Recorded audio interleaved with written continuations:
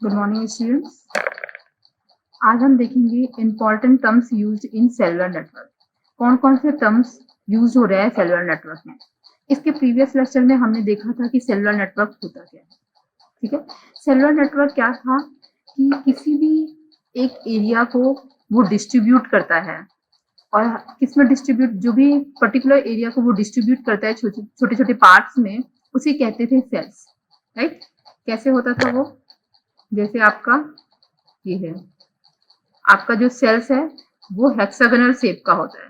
Hexagonal shape का हम क्यों करते हैं, इस चीज के बारे में हम बाद में डिस्कस करेंगे नेक्स्ट चैप्टर में कि ये हेक्सागोनल शेप का होता क्यों है। ठीक है, ऐसे हेक्सागोनल शेप का आपका सेल्स है, और ये आपका एक पर्टिकुलर एरिया है जिसे हम सेल्स में डिवाइड कर रहे हैं। ठीक है, और ये होता है सेल्स। तो हम कह सकते हैं कि सेल जो है is the basic geographic unit of cellular system. ये एक बेसिक यूनिट है सेलुलर सिस्टम का। कोई भी आपका ये एक सेलुलर सिस्टम है, आपका ये एक मोबाइल नेटवर्क है, इसका बेसिक यूनिट होता है सेल। ठीक है, और सेल हेक्सागोनल स्ट्रक्चर्स का होता है, and these cells are stations transmitting over a small geographic area. इन सेल्स के पास अपना खुद का ट्रांसीवर होता है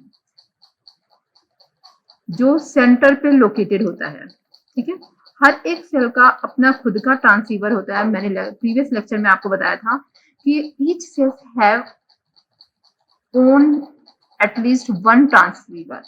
एक खुद का एक एटलीस्ट वन ट्रांसीवर होता है जिसे हम बेस स्टेशन कहते हैं। इसी बेस स्टेशन के थ्रू ये सेल्स जो है सिग्नल्स को ट्रांसमिट करेगा और रिसीव करेगा। ठीक है, यही इस पॉइंट में बताया गया है। Each cell has its own antenna. हर एक सेल का खुद का एंटीना है। एंटीना क्या करता है, मैंने स्टार्टिंग में बताया था कि एंटीना सिग्नल को ट्रांसमिट करेगा और सिग्नल को रिसीव करेगा। ठीक है, अब प्रीवियस लेक्चर में और क्या बताया था हमने कि एडजेसेंट सेल्स जो होती हैं, adjacent cells are assigned with different frequencies. एक पूरा एरिया है सपोज, इस एरिया में डिफरेंट सेट ऑफ फ्रीक्वेंसीज हमने असाइन कर दिया। ठीक है, अब इस पूरे एरिया में कई सारे सेल्स हैं, हर एक सेल का अपना अपना बेस स्टेशन है, और जो हर एक बेस स्टेशन है उसका अपना फ्रीक्वेंसी होता है। हर एक बेस स्टेशन अपने अपने फ्रीक्वेंसी पे वर्क कर रहा है। ठीक है, सो इसमें एक पॉइंट ये है कि जो एडजेसेंट सेल्स होती हैं वो डिफरेंट फ्रीक्वेंसीज पे वर्क करेगी ताकि इंटरफेरेंस ना हो, नॉइज इंटरफेरेंस रिड्यूस हो सके, सिग्नल आपस में जाके नॉइज क्रिएट ना करे। इस वजह से जो एडजेसेंट सेल्स होती हैं, जो एडजेसेंट बेस स्टेशन होते हैं, उन वो अलग अलग फ्रीक्वेंसीज पे वर्क करेंगी। ठीक है, एक ये चीज हो गया। ये कुछ पॉइंट्स हैं सेल की प्रॉपर्टीज हैं सेल की। सेल हेक्सागोनल शेप का होता है, सेल का अपना खुद का बेस स्टेशन होता है जो सिग्नल को रिसीव करेगा और सेंड करेगा। हर एक सेल का अपना एंटीना है, और जो एडजेसेंट सेल्स हैं वो डिफरेंट फ्रीक्वेंसीज पे वर्क करेगी so that base stations can avoid interference. Okay, ये हो गया सेल्स की प्रॉपर्टीज। अब देखते हैं कि सेल रेडियस क्या होता है। आप डायग्राम में देख रहे होंगे, ये आपका सपोज सेल है। ठीक है, ये आपका सेल है। अगर हम सर्किल बनाना चाहें, ऐसे हम सर्किल बना सकते हैं। राइट, ये आपका सेंटर है, इसका रेडियस क्या होगा, ये आपका रेडियस है। ठीक है, इसको हमने डिनोट कर दिया आर से। ये इसे कहते हैं हम सेल रेडियस। जो हर एक सेल को का हम सर्किल बनाएंगे, एंड देन सर्किल का जो रेडियस होता है उसे हम कहते हैं सेल रेडियस। अब इसके बगल में एक सपोज एक सेल है। ठीक है, इस सेल के सेंटर के और इस सेल के सेंटर, इन दोनों का जो डिस्टेंस होता है, मतलब डिस्टेंस बिटवीन एडजेसेंट सेंटर्स के बीच में जो डिस्टेंस होता है उसे हम डी से डिनोट कर देते हैं। सपोज हमने डी से डिनोट कर दिया। ठीक है, अब हम ये जो एडजेसेंट सेल की डिस्टेंस है इसे कैसे फाइंड आउट करेंगे। इसका एक फॉर्मूला होता है d इक्वल टू √3r, और ये जो r है ये आपका सेल रेडियस है, इसे हम कहते हैं सेल का रेडियस, सेल रेडियस, ठीक है। अगर आपके पास सेल रेडियस दिया हो, then you can find out the distance between the adjacent centres. Adjacent cells के सेंटर्स की डिस्टेंस कितनी होगी वो आप इजीली फाइंड आउट कर सकते हो by using the formula D equal to √3r। ये आपका न्यूमेरिकल में यूज होगा। ये आपकी थ्योरी होगी ऊपर कि सेल क्या होता है, सेल की प्रॉपर्टीज क्या क्या होती हैं, कैसे हम इंटरफेरेंस को अवॉइड कर सकते हैं, ठीक है। अब इसमें न्यूमेरिकल भी आता है। न्यूमेरिकल ऐसा ही आएगा कि आपका रेडियस दिया होगा सेल की और आपको फाइंड आउट करना पड़ेगा कि एडजेसेंट सेंटर्स की डिस्टेंस कितनी होगी। तो उसका फॉर्मूला होता है D इक्वल टू √3r और r डिनोट करेगा आपका सेल की रेडियस, ठीक है। ये तो आपका एक टर्म हो गया सेल। नेक्स्ट टर्म है बेस स्टेशन। बेस स्टेशन क्या होता है?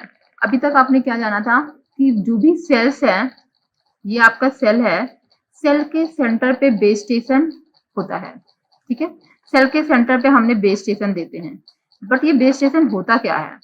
अगर हमें mobile phone to mobile phone direct communication करना होता है, देन हम इस बेस स्टेशन का यूज करके करते हैं, ठीक है। ये आपका एडजेसेंट सेल है, ये दोनों मान लो सेल है। प्रीवियस लेक्चर में मैंने बताया था, सपोज ये मोबाइल फोन इस सेल में लाई कर रहा है, ये जो मोबाइल फोन है ये इस सेल की रेंज में आ रहा है और इस सेल की रेंज का मोबाइल फोन ये है, ठीक है।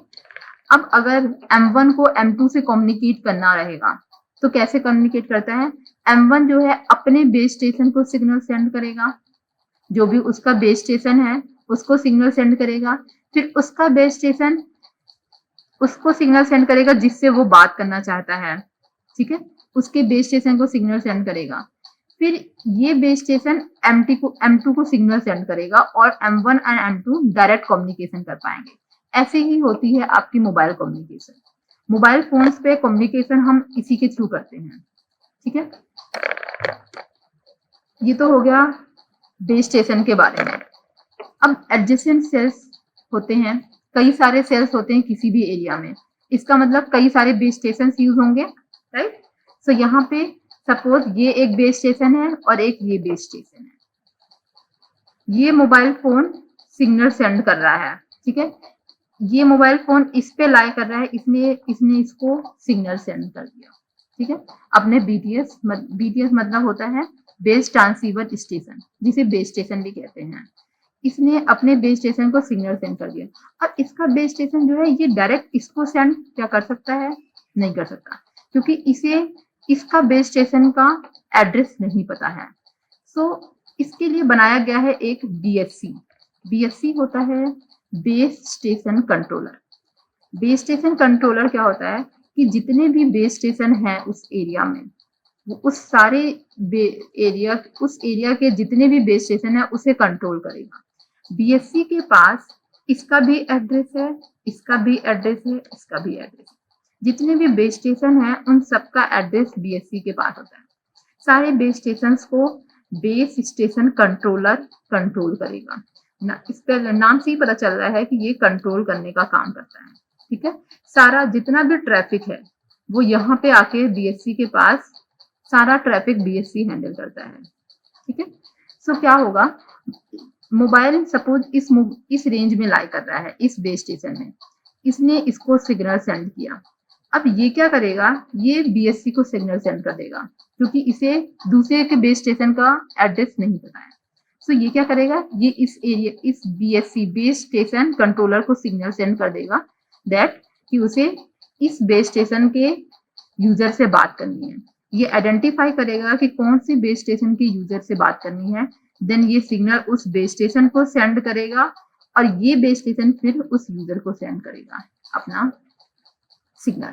तो ऐसे होता है आपका मोबाइल कम्युनिकेशन, ठीक है। इसीलिए हम एक BSC का यूज कर रहे हैं जिसे हम बेस स्टेशन कंट्रोलर कहते हैं।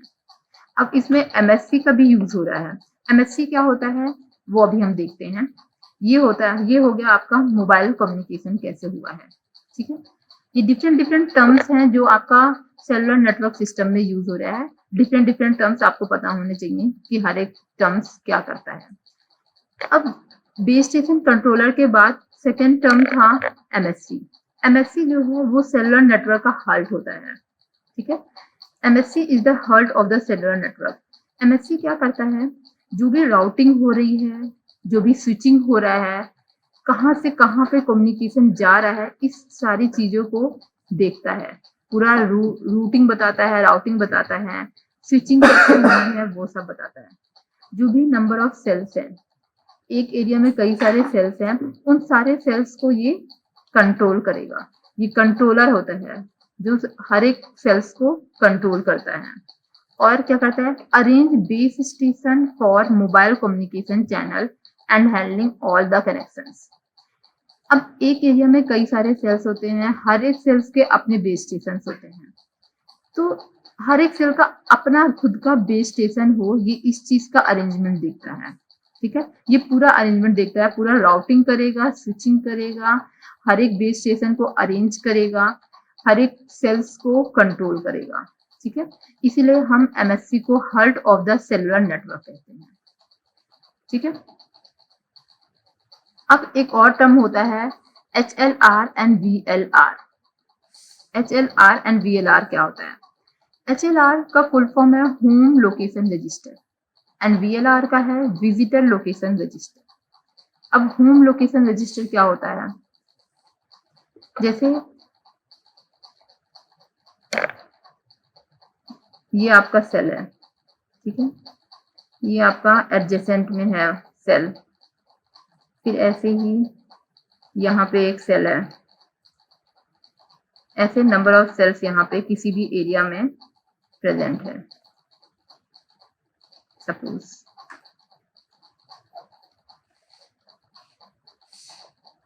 ठीक है, अब इस सेल में ये मोबाइल लाई कर रहा है, ठीक है, और इस सेल में ये वाला मोबाइल लाई कर रहा है। अब M1 जो है M2 से बात करना चाहता है, ठीक है, M1 M2 से बात कर रहा है, M1 M2 से बात कर रहा है, इसका रिकॉर्डिंग कहाँ रिकॉर्ड होगी, होम लोकेशन रजिस्टर में। मतलब M1 की रिकॉर्डिंग होगी इस बेस स्टेशन में और M2 की रिकॉर्डिंग होगी इस बेस स्टेशन में, ठीक है। सपोज M1 जो होता है बात करते करते इस एरिया में आ गया, इस एरिया में लाई कर दिया, बात करते करते घूमते घूमते वो दूसरे एरिया में चला गया, इस एरिया में आ गया। अब ये जो बेस स्टेशन है, इस ये M2 का बेस स्टेशन है, M1 जो है विजिटर है इसके लिए, ठीक है। इसीलिए अब इसका जो ये M1 जो विजिटर है, इसका रिकॉर्डिंग कहाँ होगी, इसकी रिकॉर्डिंग होगी VLR में। हर एक बेस स्टेशन के पास अपना एक होम लोकेशन रजिस्टर होता है और विजिटर लोकेशन रजिस्टर होता है। होम लोकेशन रजिस्टर क्या करता है कि खुद के यूजर्स का रिकॉर्डिंग रिकॉर्ड करता है, और विजिटर लोकेशन रजिस्टर क्या करता है कि कोई अगर दूसरे सेल का मोबाइल फोन अगर हमारे एरिया में आ जाए, इसके एरिया में आ जाए, तो उसकी रिकॉर्डिंग ये विजिटर लोकेशन रजिस्टर कर देगा, ठीक है। सो ये हो गया आपका home location register and visitor location register. Home location register database that contains current location of each mobile belonging to a particular MSC। Particular base station का जितने भी यूजर्स हैं उसकी रिकॉर्डिंग होम लोकेशन रजिस्टर करता है। And visitor location register record visiting location of each mobile. हर एक mobile जो विजिट करता है हर एक सेल में, उसकी रिकॉर्डिंग विजिटर लोकेशन रजिस्टर में होती है, ठीक है। सो ये आपके बेसिक टर्म्स हैं जो सेलुलर नेटवर्क सिस्टम से रिलेटेड थे और जो आपको पता होने चाहिए थे, इसलिए ये सारे टर्म्स हमने बता दिए डिटेल में कि क्या होता है, ठीक है।